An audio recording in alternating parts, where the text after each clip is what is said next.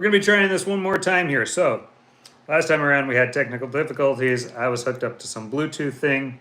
We're going to check the sound just as soon as this comes up here.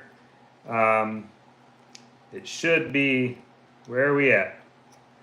I'm waiting for my screen to catch up here. Anyway, this is Farm Life, folks. We're going to be talking a lot about what we've been doing in the last couple of weeks. We're going to be talking about what's coming up here soon. Actually, just in about 2 or 3 days. And we're going to be talking about the upcoming projects for spring and how we're preparing for that. We're going to be talking about this bull butcher. Okay, this is weird. I'm waiting for this to catch up. Where is it? We're waiting for Freewarden, it says. On my other screen here to check the sound. I did come in early here. Come on, let's go. There it is. Okay, click on it now. All right, let's see how the sound sounds here. Okay, we got sound. Okay, I'm gonna turn that off then. All right, folks, so sounds good, everything's good. Let's get down to business here. Let's talk about what we've been up to. So first of all, you'll see my co-host here, Thane, is eating a beef stick. Show him all that beef stick. What do you think of that? It's good. How good is it? Is it as good as the fatties or the chomps? Do you like it better, or are those better? It has a little strange taste to it, but doesn't really taste like any. It's a summer sausage beef stick. We made it ourselves. It's awesome. I think it's awesome. Other people have tried it. They love it. We all love it. So we also made some beef jerky, just a little bit there in this bag, but we got other bags of it. This stuff is pretty good too. Just flavored with salt. There's nothing wrong with just some plain old salt flavored jerky if you use good beef, which we did. And we also made some actual summer sausages. Got a whole bunch of these in the fridge and a bunch of them in the freezer. So if you're on our Christmas list, you might be getting some summer sausage from us. No guarantees though. We're also working on some other farm projects, so hopefully we'll get to people what they like. But I've got a few packages of these. These are roughly no, they're not 3 pounds. They're a little over 1.5 pounds. So we've got several of these, and I've got more ready to be packaged up that we just finished. But my goodness, I was really kind of shocked and surprised at how good these are and how well they turned out. So we just used a collagen casing, used it on our sausage stuffer to stuff these full of ground beef. It's just beef. These are 100% beef sticks, no pork.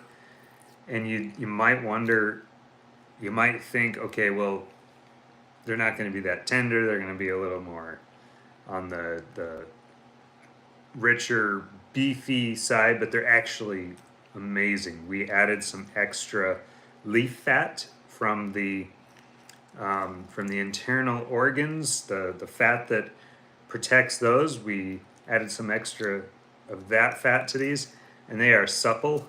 Whoop, it broke, but you saw it just before it broke. I bent it the wrong way. They kind of had a curve to it like this. So they are supple, they are tender, they are delicious. I love these things. And the reason that we made these is because being on the carnivore diet, we eat a lot of meat. Sometimes you need something to go. You need to grab something and go. Otherwise, you're eating that, who knows what's really in it, beef sticks, which we've done. And, I'm not dissing those at all. I'm glad that they're there. I'm glad that they're out there and available. But I do know that sometimes I've eaten some of them and it hasn't quite sat with me. Hasn't quite sat right with me. So we've wanted to make our own beef sticks for a little while here, which we did. I'll show you those again. They are amazing. We just popped open another package here today to show you. And these are made from our bull. Now we're going to talk about our bull. We're going to tell you what we think of that bull as far as texture, taste, fat to meat ratio, the whole process. It's a lot of work, but it's really, really fulfilling and satisfying when you can sit down with the animal that you've spent time and energy and you've poured thought into planning and preparation, and then the final execution of the entire process with the dispatch, the skinning, the evisceration, and you've gotten that animal, you've converted that animal from that thing you were raising to something that is in your freezer and ready to throw on the grill or ready to pop open a package of these beef sticks and eat when you need to. So I'm really happy. Overall, I'll give you the preview to the whole thing. I'm really super happy with how this bull turned out. I've heard of bulls that taste really bad. This one was amazing. Overall, I'm 100%. It's 100% better than I expected. And I'll tell you how we made a bull which had been a breeding bull. Okay, so he had those hormones going through him. He had that testosterone. He had the adrenaline that he had rushing through him because we brought him home. It was an hour drive from where we got him to where we got him here. So he had massive amounts of adrenaline rushing through his system when we got him on the property. So how did we make a bull with adrenaline, testosterone, and all the other hormones that bulls have that give him that bull taint? How do we make him taste like a mellow, sweet beef steer? Coming up. But first of all, we have some quail eggs in the incubator, and today is lockdown day. When you set that down, just set it down nice and easy, or try to, so it doesn't clink. I don't know how that sounds for the people out there, but just be careful with that, okay? So we have quail in the incubator, and today's lockdown day, so we've got to get those guys locked down. We're going to get our other incubator that we built in here. It's out in the garage right now. We got to get that warming up, and then we'll transfer the eggs from the trays into hatching trays, which are just open trays that don't hold the eggs in place. The eggs just sit in there free. And in about 3 days, we should have quail hatching. Little itty bitty tiny quail, just the tiniest little things, about the size of the first digit on my thumb is all that they are, and they weigh less than that. They're just they feel like they're filled with air. But they're the cutest little things. I can't wait to get those little guys out. But so preparations, projects that we have going on right now. We are working on a brooder right now to get the brooder all built and set up for these quail in 3 days. Now they can stay in the incubator for just a little bit longer than 3 days, but they really need to, we really need to have that brooder built in about 3 days here. So we're gonna, as soon as we're done with the live stream here, we're going to go and prepare a space to work on that and start working on that brooder, get it ready for the chicks. And then I'll probably have evenings over the next 2 days, Monday and Tuesday, to work on that. And then we'll be moving them into that brooder on Wednesday, most likely, is how that'll work out. But I am estimating 150 to 200 quail. So pretty excited about that. We do have several of them sold already. But we always undersell, we way undersell, so that just in case we don't end up not having enough quail for people who are looking to purchase them either for pet food or for their own consumption or for the let's see here. Should you show them what a quail egg looks like? Yeah, you can go grab a quail egg while I'm looking at this quick.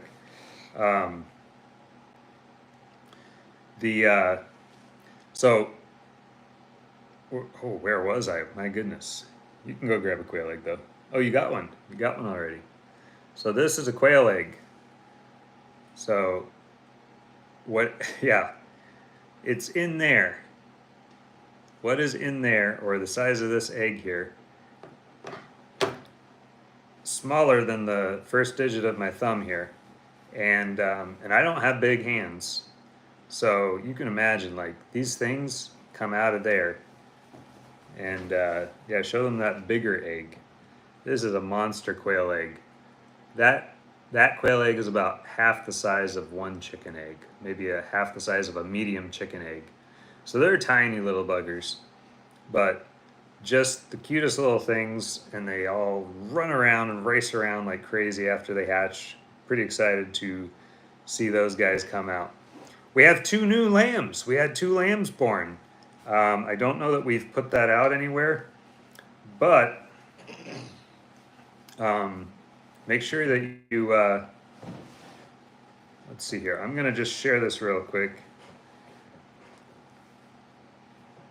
Just gonna put we're live, and how do I do this?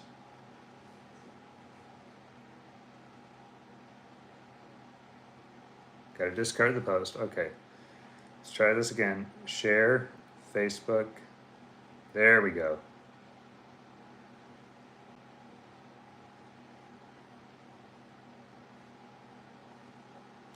We're live. There we've got the link, so I delete the hyperlink, the URL, and post. Posting that to Facebook, I guess, for the share. So make sure that if you get a chance, please do try to like and share the show, get it out there, and help us reach a wider audience, as we're just kind of chilling and talking about farm life. So if you've got questions about what we're doing, if you've got questions about anything that we talk about or anything else that you've seen, what else did we want to talk about? Oh, the lambs. We had 2 lambs born in, when was that? It was Friday.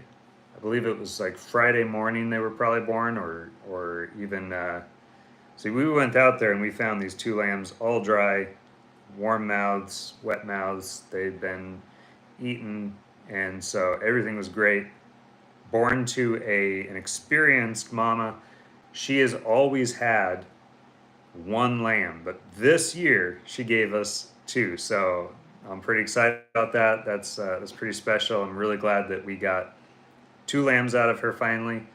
In fact, we got twins from another ewe that gave birth, that lambed just last year, at the end of last year. So, or was it early this year? I don't remember. But anyway, really great, wonderful to have these 2 new little lambs.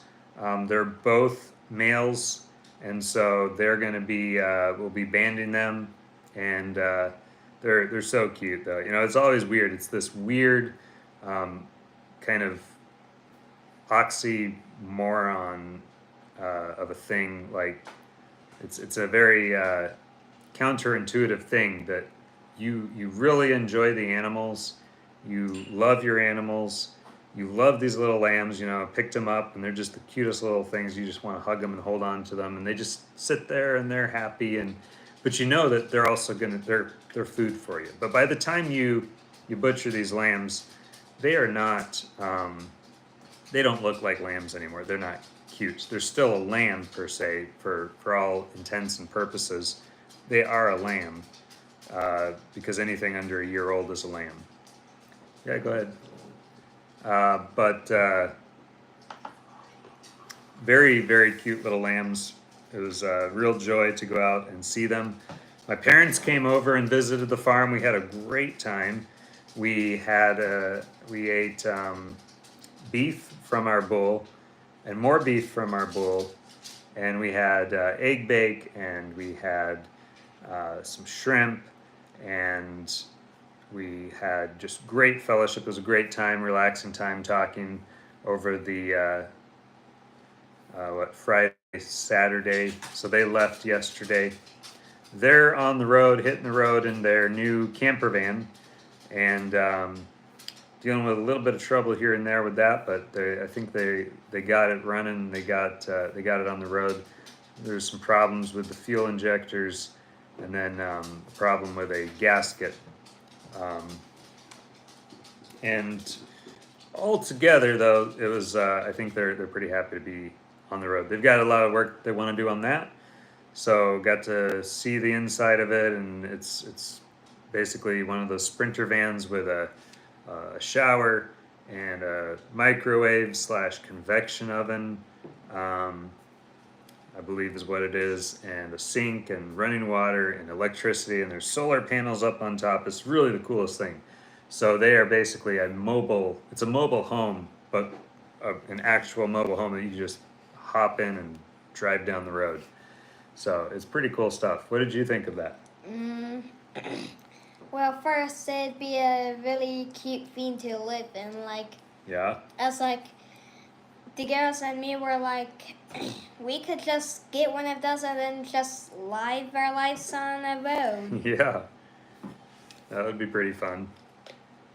I had a dream a while back, and it's one that just I outgrew, I guess, and it's something I kind of think is cool to do in the future, but at the moment, you know, we're in a different season of life here, and I'm not really willing to up and leave everything that we have like that. But I think it would be really cool to have basically like a schoolie, a mobile bus home, and to be able to go and travel uh, to the states that we want the kids to see. And we'll see, maybe down the road, maybe we'll buy an old school bus and convert it into basically a mobile school bus, a mobile bus home or something like that. But that is not any, within any stretch of the imagination, a priority for us to do right now. You know, Justin Rhodes, the whole Rhodes family did that, and that was really cool. But I know that that was really taxing on them, and it was just a you'll have to forgive us. The dog is running back and forth. She is missing Mrs. Freewarden, who's not here today, by the way, because she's off getting a good deal that she found, Facebook Marketplace or something like that. So she's off today.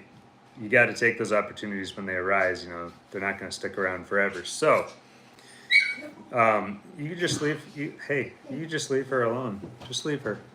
It's making more noise to mess with her than not. So she's all right. This is just life. Ooh. Ooh, I forgot that I put something in there. Put iodine in there. I'm drinking some minerals, salt, potassium, magnesium, and I guess we put some iodine in there, and I forgot about that, so that was a bit of a shock.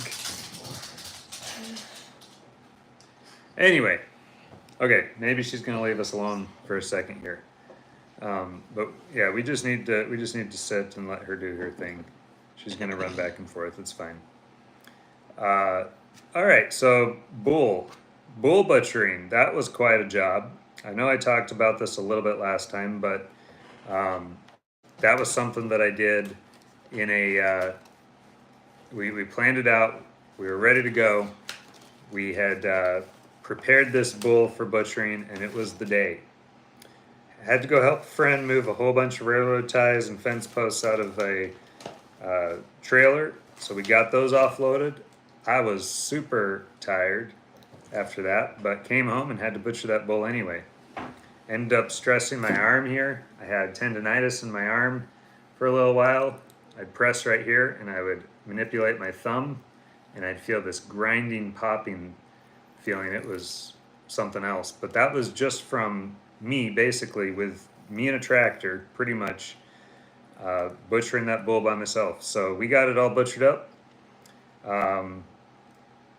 We got it dispatched, clean shot, skinned, eviscerated, cut into quarters, hung, and then it was just a matter of waiting for my arm to heal and for the meat to age. And ultimately, it all aged for at least a week. I think it was maybe about a week that the first quarter got to age before we processed that. And then it was every other day or so we processed another quarter. So the oldest quarter was exactly 3 weeks when we processed it. And it was still in pristine shape. There was only one little section, one little area that I had to cut off. Now, unfortunately, I dropped 2 of the quarters on the ground when I was trying to hang them because the wire that we were hanging them from broke. Devastated. I was devastated. I was at the end of the night. It was nearly midnight. I was trying to get these quarters hung all by myself with a little pulley. I'm lifting probably 300 pounds of meat, maybe 400, no, it wasn't 4, but it was at least, I think it was about 300 pounds of meat all by myself, lifting these things, trying to get them hung up there, and then they splat right on the ground on a dirt floor because we were hanging them in a garage that had a dirt floor. I should have put plastic beneath it. They were covered in dirt. But what you do in that kind of a situation, what I've done in the past when that unfortunately has happened in the past, one other time, is you don't try to wash it off. That's not going to work because all the fat, all of the what's the word for the fine little layer of it's basically fat. All the dirt sticks to the fat. You're not going to get that cleaned off with water. You're not going to get it scrubbed off. So what you do is you hang it, you let it age, and you pray. You pray that that dirt doesn't permeate, that there's no moisture that gets on there and makes a muddy mess. And then when it's all cold and everything, then you take and you cut the finest layer of skin, the finest layer of membrane. That's what I was talking about. All that membrane is very sticky. It picks the dirt up and it's not going to let it go. But you just shave that layer off and you lose a layer. Oh well. But you save the meat. And this is for our own consumption.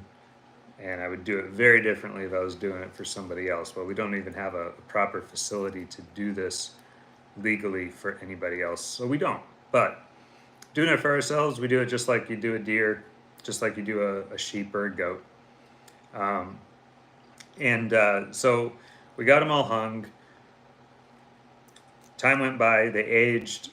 We had to get them moved into the cooler because weather actually started to warm up in February. Then near the end of February, it started to get up to 70 degrees. So we had to get them out of the garage. We had to get them in our cooler. And you might wonder, why didn't you just put them in the cooler to start with? Well, the reason we don't put them in the cooler to start with is because we got to chop them up into smaller pieces then to hang them in there, because I don't even have a cooler where I could hang a whole beef. So we can hang 3/4 of a beef, but we just hung it all in one place. It's just easier, have it all consolidated. And and then we get around to processing it. So as we're processing these quarters, one every couple of days or so, we're cutting it down to the subprimal cuts, and then we're taking the trimmings, putting those in a tray, we're grinding it up, we're pulling out the steaks, we're pulling out any roasts that we want, we're pulling out any ribs, we're separating all of that, bagging that up, throwing that in the freezer, marking it all, getting it ready to basically be the next step is from there is you want to be able to pull it out of the bag and cook it on the grill, grill it up, or pan sear it, slow cook it, braise it, whatever you're going to do with that. So what we ultimately got was, we got sirloins, we got strip steaks, we got not short ribs, but it's the shorter than short ribs, so really thin cuts of ribs. We got basically stew meat from the shanks with the bone in the middle, so bone in, chunks of meat like that, just like cookies. excuse me, and we got of course the ribeyes, we got the briskets, and we whole bunch of ribs, and then we got all the trimmings and everything for the ground beef. And then from the ground beef, like I showed earlier, I'll show this again now since we've actually got people watching. We got our summer sausage flavored beef sticks. So these things are really great, really soft. Look at that, just supple.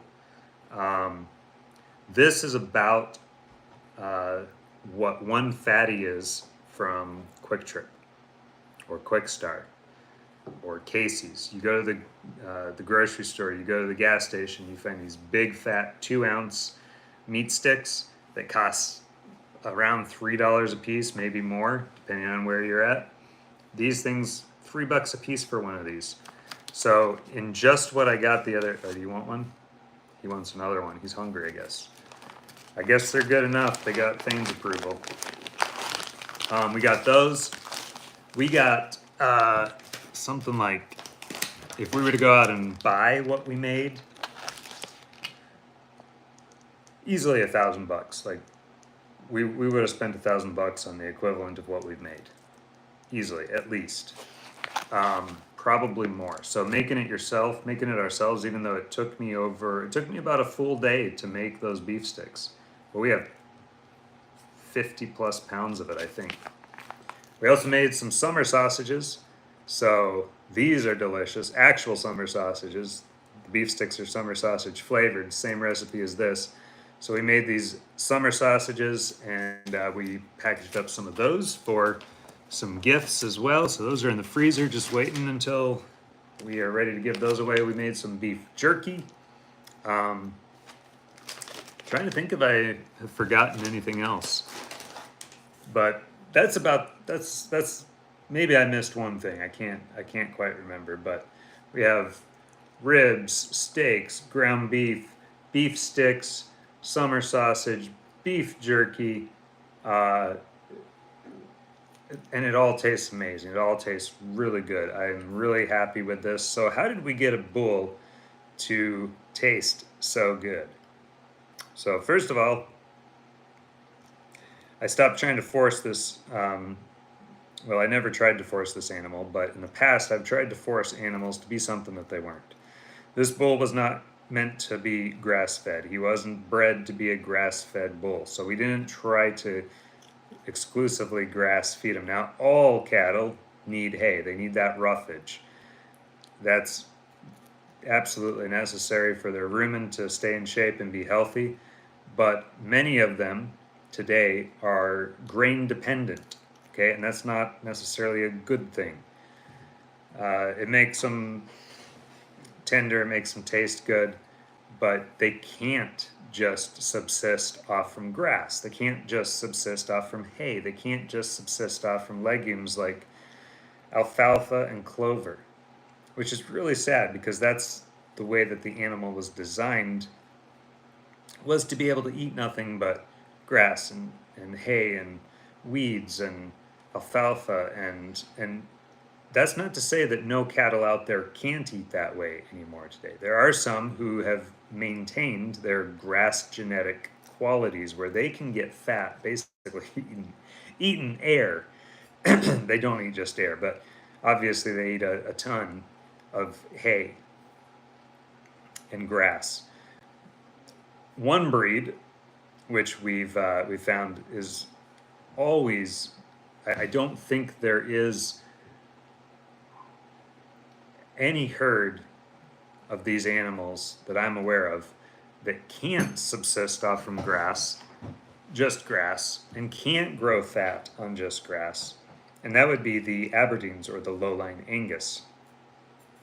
These animals are amazing because they've not been altered through breeding or anything else to have to have grain, to be dependent on grain to get that rich, beefy, tender,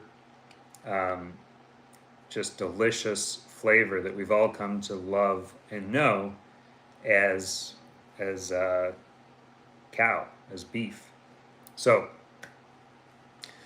I stopped pretending that animals like Doomstud, our bull, was going to be able to be anything but a grain dependent animal. Still getting hay and grass, but still needing some grain. So what we ultimately decided, what's easy to get around here is corn. It's cheap, it's efficient, it does the job, it gives him the grain that he needs to stay tender, to put on the fat, and we fed him a lot of corn. You feed him about 2% of their body weight, or 1% of their body weight in corn, and about another 2% in hay, or at least have it available for them every day. That's what I did anyway. He didn't always eat all the hay, so he ate all the corn, but he wouldn't always eat all the hay. That's fine, he was just limiting himself. So that was step number one, feed them the right way. If it's a grain dependent animal, gotta get them grain, otherwise they're gonna get skinny and lean and they're not gonna have any fat left on them. Now, being a bull, he still was fairly lean as finished beef animals go, but he still had plenty of fat. He wasn't losing fat, he wasn't becoming extra lean, and we like a lot of fat on our meat. Fat is where all the flavor is, fat is where all the vitamins are. Not all the vitamins, but you get plenty of vitamins in the fat. Fat is where the flavor and the vitamins and the minerals are. There's so much that our body uses for fat, and we just posted a video yesterday on the whole cholesterol myth, that cholesterol is bad for you, that cholesterol leads to heart attack, stroke, diabetes, cancer, all these things that it's supposedly supposed to do. In fact, as we've limited fat in our diets, those diseases have only increased. And I'm sure there's many other contributing factors to all of that, with smoking and alcohol and all of this in the general populace, that is contributing to the rise in all of these diseases. But I think a big thing has to also do with fat, because you've got quote unquote healthy people who have lower than average LDL cholesterol, who are getting sick. They're 50% of people with heart attacks have better than average LDL, lower than average LDL cholesterol. So if LDL cholesterol is the culprit, if it's so bad for us, then why, when you lower that, do you get 50% of people with heart attacks getting those heart attacks? It doesn't make sense. In fact, studies, I'm not gonna spoil the video. If you want to know more about it, if you care about it, go check out the video that we just posted yesterday, and take a little stroll back through history, and let's play historical detectives and see why in the world we might have ever been told that cholesterol is bad for us, and why we should, that we should stay away from saturated animal fats. Anyway, food for thought. Check it out, and maybe it'll be a little more information for you that maybe you never heard before. So, moving on. The second thing that we did with our bull to make sure that he tasted as good as possible and didn't have that bull taint was we separated him from any female cows for over a month.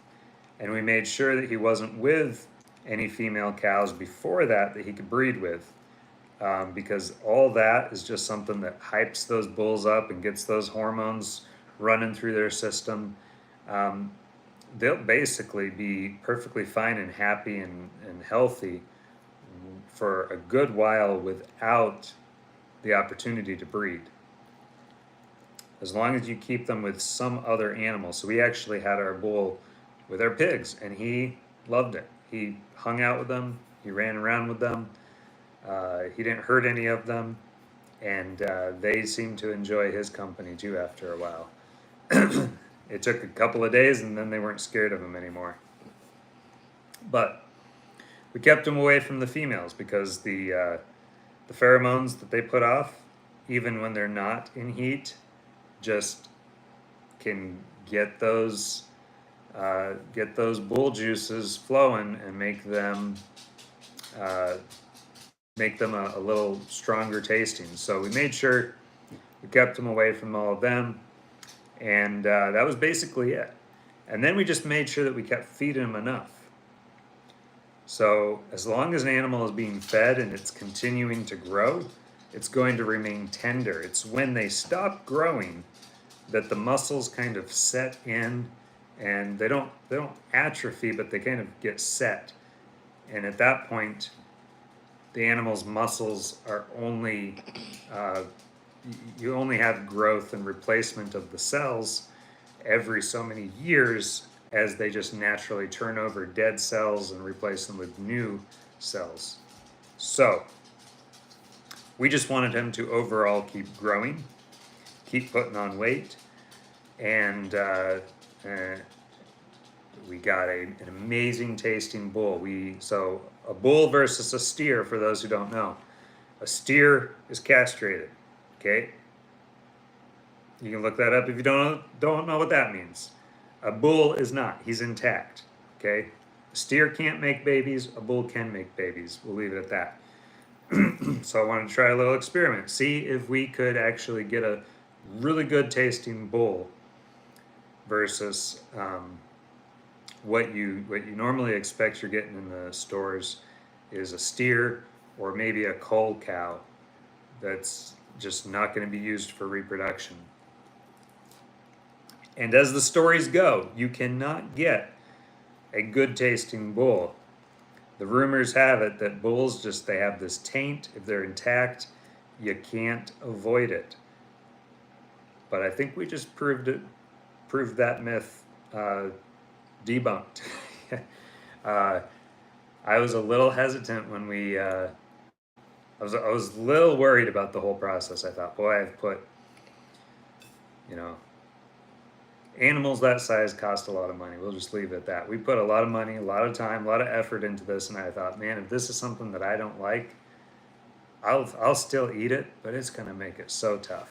So tough. Take a drink here. I got something to say. Well, something was funny when we had our steer. The sheep would let the sheep and the steer would be apart, and the sheep would be thinking that the steer were bigger sheep, and they just were scared of them. It's pretty funny just to watch them and pretend they're saying stuff. They were the steer were no, the sheep were afraid of the steer. The steer were just watching them like, come here, be friends. Yep, and they had that whole big pasture out there, so our entire north pasture. So the sheep could just keep running around and running away from the steer.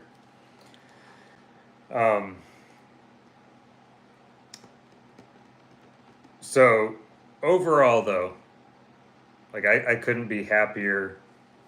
Given he's a bull and he's just not going to put on a lot of the extra fat that you'd find in certain places, like around the ribeyes. The brisket seems to have plenty of fat. The ribeyes seem to be a little light in fat. The chuck seemed to have plenty of fat. That seemed to be well marbled. So they're just putting fat in different places. The way these animals grow out, and it's the same for the lambs. It's the same for the sheep. If you make a ram a wether, which is the same thing as making a bull a steer, you make a ram a wether, it's going to be just put on a lot of extra fat. It's something about when you remove those organs, the animal grows differently. Some people say it grows better. I think that at the end of its life, yeah, it can grow better. But now with our sheep, we do wether them because we have noticed a distinct taste between rams and wethers, and it might have to do something with the fact that they're always around the females. We always leave the rams in. We always leave the wethers in with the rest of the sheep, so the ewes. So they're always around those pheromones. We can't avoid it. There's nothing that we can do about it on our property, because I'm not gonna split them up. And when we have tried that in the past, it has not gone well. The rams just mope around and they've got to be with the females because our property is small enough. We don't have enough space to move them far enough apart so that they don't still smell those females, hundreds of feet away. So they can still smell them and they want to get at them. So we just keep them all together. So when we need to, when we decide that one is going to be for meat, we have to decide that around the 8-week mark. When they're 8 weeks old, then we band them, and that's how we castrate the ram lambs to make them a wether. We're going to see how this works with our pigs, with the boars. I've got a boar coming up. He's on the docket to be butchered probably yet this month. We're going to see how that works with him because he's intact. What do you call a boar that's been castrated? I can't remember off the top. A barrow. A barrow or a barrow? I think it's a barrow. So you make him a barrow. A boar becomes a barrow when you castrate him. And that's supposed to remove that boar taint. I wanna experience it for myself, see for myself. Does a boar have boar taint? Now he's still in with the females, and he's noticed that they're females. He knows that he's a male. He knows that they're females. He's old enough now. He's not old enough to really breed them, but he does know the difference.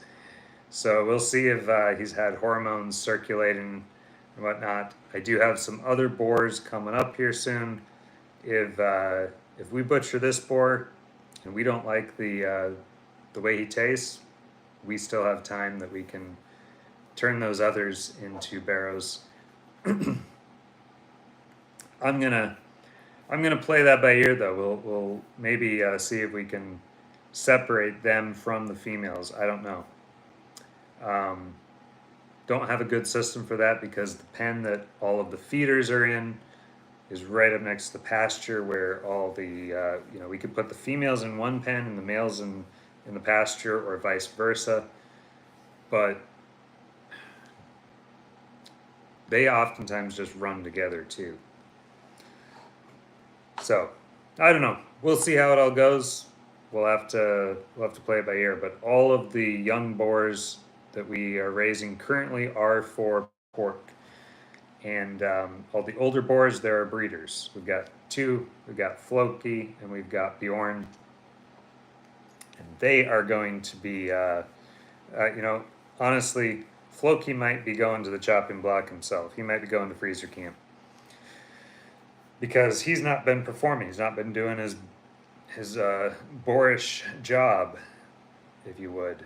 And that's just not that's a no-go here on the Freewarden farm. Every animal has a job.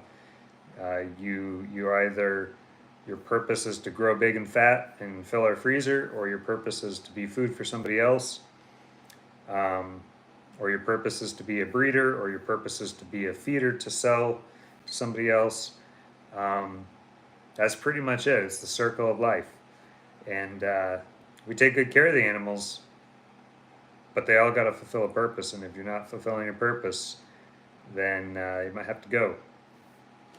We have 3 sows out there right now, and one should be pregnant, and the other 2 just had litters, so I don't expect that they're pregnant right now, but will probably be pregnant again yet this year. I'm pretty sure we'll have a fall litter from each of them, so we'll see. Fall or winter litter yet this year from each of them, because they had litters late last year, and actually one of them had 2 litters last year. She may only have 1 litter this year. Anyway, upcoming projects besides the brooders that we're going to be working on. The north pasture needs to get more fully fenced out. We have a perimeter fence around the whole thing, but we're going to actually create paddocks in the paddock so that we can rotationally graze our animals a whole lot easier. So I need to get on that, but with this bull butcher that we had to undertake, that's been going on, just picking away at that project as we're able to. That's been going on a couple of weeks, 3 weeks actually. And now some days into the fourth week. Has it been 4 weeks? Let's check here real quick. Let's check. Because we dispatched him on the 14th, Valentine's Day of February. So 1, 2, 3. Yeah, we're coming up on the fourth week here soon. We're in the fourth week, almost a full 4 weeks. So on the 12th, if we are not done by the 12th, that project is going to go over 4 weeks for us. But it's not been every single day, all day long, or anything like that. We have put easily probably 30 hours into this butchering project. And that's just with me doing it with more rudimentary equipment. Did borrow a bandsaw from a friend. I do have a big grinder. We've got tables and a cooler and cutting boards and knives and saws and stuff like that. But so I probably have a little bit more than the average hunter has to butcher out a deer, but I don't have stuff like the butcher shops did. If I had stuff like the butcher shops did, might be able to get something like this done in 20 hours or less. Just when you do on-farm butcher, you do what you can with what you have. And so it is a labor of love. It's not something that I think I'll probably, if I do this forever, if I do this until I'm old and gray and more feeble, I'm probably going to be acquiring a lot more equipment along the way. You had something? I wanted to show this. Oh yeah, we got home projects. I call these little yarn boys. It's crocheted, and you can make like little clothing and little, yeah. And I go. Little arms, little legs. I call it a sack boy because it reminds me of Sackboy from that video game or show or whatever. Little accessories that go on them. Really cute stuff. So, who made this for you? Mommy did. Mommy Also did. the And he's cake. even got a little belly button. This is the book. Yeah, so you can make all kinds of things. That's pretty cool. You can also make little baggies and other kind of guys out of yarn. Yep, pretty fun stuff. So, If you're a crocheter, Mommy's getting into quite a bit of crochet here and getting pretty creative. She just made a little romper or jumper, a little all 100% wool nightgown for Gideon. I haven't seen Gideon in that yet. It's probably too warm for him to be in it, huh? I think it's a little too big. Oh, did you make it bigger for him so that it'll last longer? Mm-hmm. It's really nice. I don't know if it's... Oh, is it sitting right over there? Yeah, I could go get it. Yep. So if you're a crocheter, Since she's go not- look for this book. Yeah. What's it called? Crochet Impkins. So these are imps. But they remind me, they look exactly like Sackboys. So I just call them Sackboys. Pretty cool stuff. Ninja Sackboy.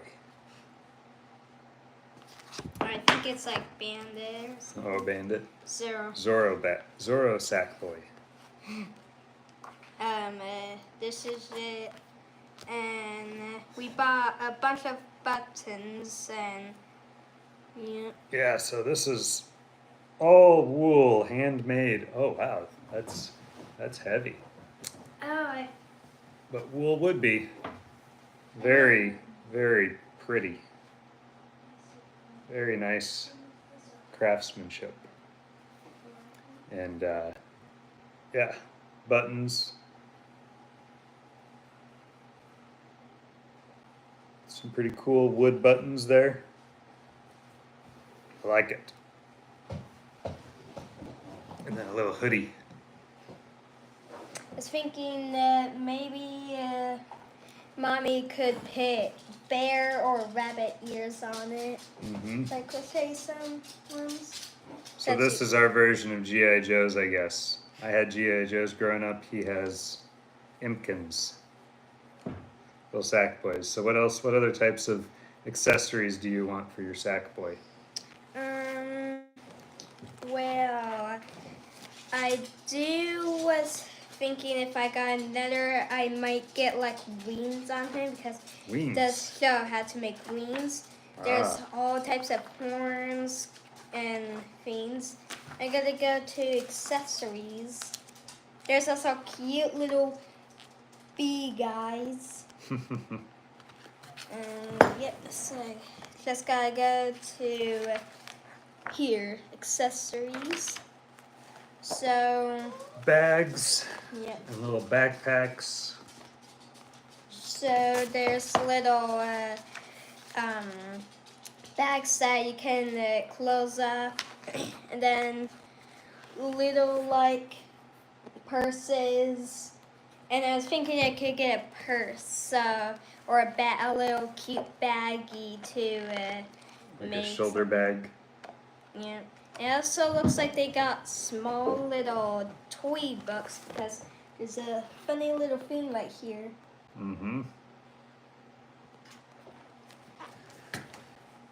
All right, so let's see here.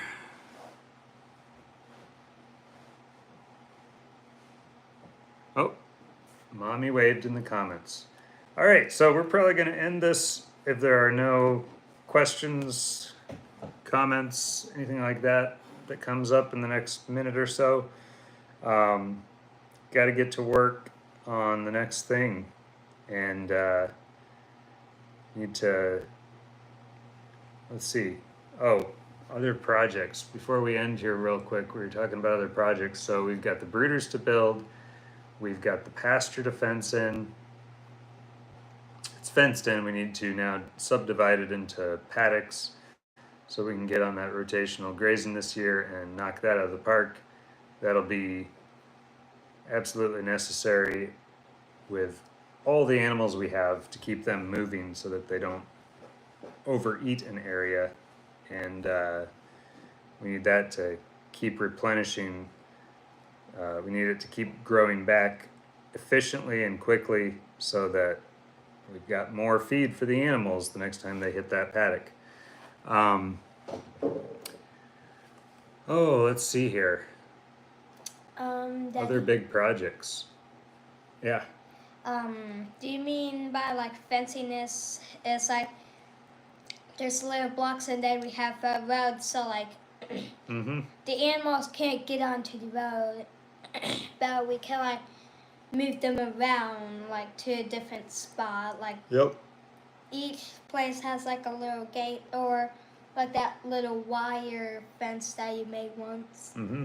Yep, just like that. So instead of having to set up temporary paddocks where you set them up and you take them down, we'll just create squares within our larger pasture that they can go into, eat there, and then come out and go to the next pasture.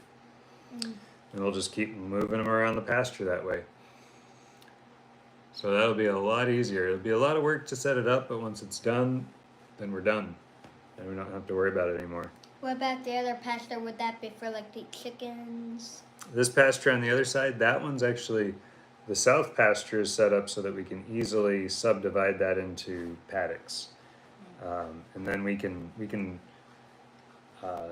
give them the entire pasture, or we can just give them a third or a quarter of the pasture as we see fit, as we want but that one's set up with the high tensile, so we can do the temporary paddocks way easier because you can just go from one wire, hook it on that wire, go all the way across, and set the reel with the it's a reel with a spool of wire on it, or poly roping on it, and you can set that, just hook it on the other side of the pasture, other side, to create your temporary paddocks. So that's way easier to do, and I think that's how we're going to run our south pasture. But the north pasture doesn't have the high tensile, and so that one we're going to need to run basically a whole bunch of, I'm gonna have to draw that out yet. I still need to plan that out, how we're gonna do that exactly, but that's one that, yeah, it's gonna be interesting to see how we do that one. But hey, fencing time is upon us. We are authorized resellers of the timeless fence posts. The benefit of buying them from us, the benefit that I try to make people aware of, is sure, you can buy them online. You can buy them directly from Timeless Fence System, timelessfencesystem.com/shop. You can find all the prices. Our prices are the same. We charge the exact same, only you don't have to pay shipping with us. So if you're getting a small order to a large order, you save all that shipping, and you get a person locally who can resupply you if you ever need it, who can look into, if you have questions about it. We use the product, we know it works good, we love it, and we've done quite a bit of research on the product, researched it extensively, went down to Missouri, saw it in action before we, they're not based out of Missouri, but I went to somebody else's farm down in Missouri, their ranch, and saw how they were using it on their ranch. And that's what sold me when I saw it actually in action and how it's used. I was like, well, there you go. No question about it. This is the best product I've ever seen for high tensile, rotational mob grazing, intensive mob grazing. This is the way to go. It's a PVC vinyl post that doesn't warp. It does bend, so if a tree falls on your fence line, it'll just bend those posts over, and you can just put them right back up after you take that tree off. In fact, we had a chicken tractor that blew into the fence, and it wrecked the tractor. It broke this wood and wire tractor that we had. So I'm down one tractor now. The wind picked it up and tossed it against the fence, and those things are heavy. And the fence survived that just fine. The tractor's actually still sitting down there. And the fence is just fine. I mean, I pulled the tractor off the fence line, and the fence is perfectly fine. So I'm completely sold on this, and now we're selling it to other people. So if you ever need any timeless fence system posts and you're in the north central Iowa area, or we have people that come from east and west Iowa, central Iowa, southern Minnesota. We're one of the only authorized resellers in like about a 100 mile radius. So if you ever need any and you're in this area, look us up. We're on the Timeless Fence System. My contact is on the Timeless Fence System website, so you can get a hold of me there. And then the address there is for a demo plot where we can go over there and take people out there and show them how this stuff works. So we've got a live demo pasture that you can check out, and all the stuff. What's that? Oh, okay. Notification came up. Live demo, pasture, knowledge, free shipping. Basically what we have to offer. If you're ever in the market for that, check it out. And I think anybody who compares price of the Timeless to steel and insulator, high tensile stuff, like there's just no comparison. Year over year, you're saving a ton of money with the Timeless. It's the way to go. And if you are,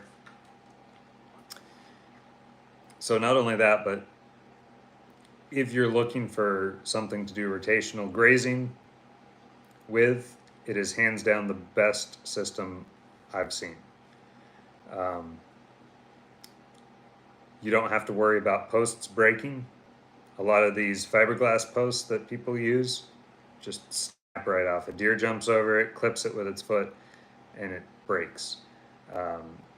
That's really common in this area. So the fiberglass stuff, it might work better in the south, I don't know, where it doesn't get quite as cold, but in those frigid temperatures, if anything touches that thing, it has the propensity, it's more than likely going to crack and snap and break right off at the ground. The Timeless stuff, deer jump over it, they hit it all the time, because that's what deer do, they run into fences and they break stuff. We've never seen one of these break, and if they did break, it'd be replaced for you for free. They have a 20-year warranty on them, and they're expected to last 50 plus years, maybe 100 years. But it's a fantastic product. Anyway, enough of a sales pitch there. We got to get to work. We've been at this for an hour. Thank you all for everybody who tunes in and watches this. Appreciate that. Everybody take care. Stay safe. Hug somebody. God bless. Everything is going to be okay. Peace.